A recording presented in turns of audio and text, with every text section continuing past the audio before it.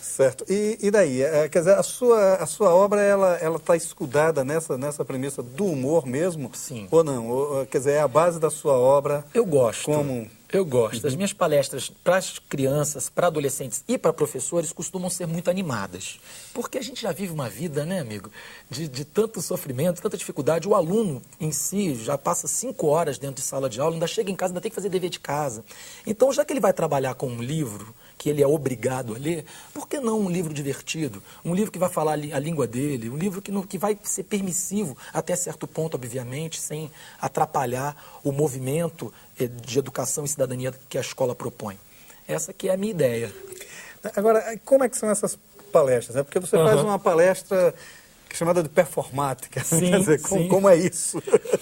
Eu começo fazendo dinâmicas com a plateia, né? É engraçado que eu começo perguntando assim, quem é que gosta de poesia? Ninguém levanta a mão. Aí eu falo, vamos ver se a gente consegue mudar essa visão sobre a poesia. Aí eu falo um poema meu, um poema performático, um poema engraçado, um poema que trabalha com humor. Aí eu volto a fazer a pergunta, quem é que gosta de poesia? Todo mundo levanta a mão. Eu relaciono a literatura com a física quântica, né? Só que com uma linguagem facilitadora. Eu trabalho com poemas de Mário Quintana, com poemas de Luiz Paulo Paes, com poemas visuais, inclusive Marcelo Perrone, que ilustrou esse livro aqui, Gorrinho, uma loucura crônica, que está presente aqui nos estúdios, me acompanhando, porque ele mora aqui em Brasília, tem um trabalho muito bonito, muito legal na área da poesia visual. Eu trabalho com esses poemas nas palestras e com isso eu consigo mostrar para eles que a leitura pode ser divertida, a partir do momento que eles conhecerem. É difícil quando a gente não conhece. Quando a gente passa a conhecer, tudo fica mais fácil. E o resultado disso? Quer dizer, você faz isso há quanto tempo, mais ou menos? Né? Porque você tem alguma referência? Ah, total, né? Eu acabei de falar do Marcelo Perrone aqui agora, que foi um mestre. Quando eu comecei a escrever, ele foi o cara que me deu todo o apoio, que me ensinou, inclusive, a começar um texto, a não botar as ideias na frente, né, do texto, enfim, não atropelar as ideias. E eu tenho 28 anos, já estou com 5 livros e 3 no prelo para sair. As minhas maiores referências são Mário Quintana, tem aquele poeta do Rio Grande do Sul, que agora, só porque você perguntou, eu vou esquecer o nome, Leminski, Paulo Leminski, que eu acho que é um gênio, né? E tem muitos outros, Ruth Rocha, Ziraldo, que se tornou meu amigo, Ferreira Goulart, que também se tornou meu amigo nessa caminhada literária. É porque a Ruth Rocha, ela conta uma história interessantíssima, porque ela uma vez escreveu sobre um menino que morava na rua. Sim.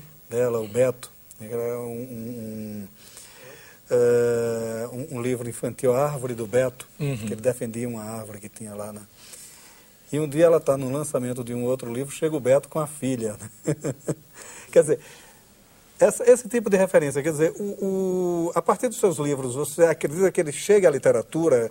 Porque o grande problema hoje da aplicação dos livros na escola é fazer a transição desse leitor do livro infanto-juvenil para o leitor adulto, né? Para que ele continue um leitor. Você, muito bem né? colocado. Quer dizer, como é isso? A sua crítica é super contundente. Eu costumo dizer que pai não lê livro, mas obriga a criança ou adolescente a ler.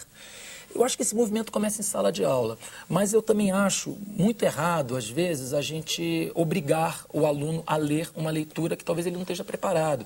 Eu reclamava muito, quando eu tinha 12, 13 anos, de ler Machado de Assis. Hoje eu gosto. Mas eu passei uma época da minha vida não gostando de Machado de Assis por causa dessa imposição. Por isso que a Paulus também resolveu fazer adaptações literárias. Eu, particularmente, nunca gostei de adaptações literárias, e talvez por não gostar, eu resolvi enfrentar esse desafio e resolvi fazer. Né? Existem temas, como por exemplo o bullying, que é um tema que está sendo divulgado no Brasil inteiro, e a gente chega na escola, a gente descobre que o aluno ainda não sabe o que é bullying, e ele continua praticando. Eu criei com um grupo de atores, uma companhia de teatro que está viajando o Brasil inteiro com uma palestra dramatizada, uma peça de teatro, para elucidar o que é o bullying. Então, a literatura ela tem vários aspectos. Ela pode ser passada através de performances, de teatro. ela pode ser passada através da televisão, como você bem o faz aqui, e esse adulto, ele vai ter, em algum momento, ele vai ter referência da escola. Mesmo com o tempo corrido, mesmo a gente mesmo, né, que trabalha com literatura, muitas vezes a gente quer ler um livro e não consegue, porque o tempo não nos permite, mas a gente vai ter aquela base da escola. Eu acho que tudo começa na escola. Uhum. Tudo bem. Agora,